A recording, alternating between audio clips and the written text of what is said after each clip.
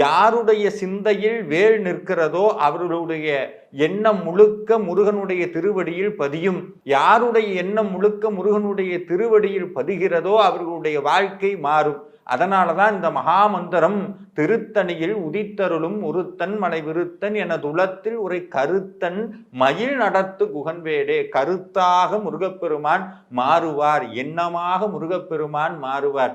முருகனுடைய எண்ணத்திற்கு தகுந்தது போல மாறும் அப்படிங்கிறது தான் இந்த மகாமந்திரம் சொல்லுகிறது.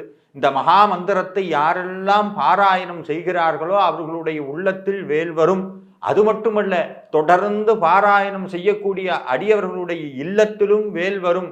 உள்ளத்திலும் இல்லத்திலும் வேல் இருக்க வாழ்க்கையில் ஒரு குறையும் வராது. வாழ்க்கையில் எந்த விதமான தடங்கல்கள் கவலைகள் எது இருந்தாலும் இந்த வேல் மாறல் மகாமந்திரம் மாற்றி அமைக்கிறது அப்படிங்கிறது இன்றளவும் நடக்கக்கூடிய சத்தியமான கூற்று.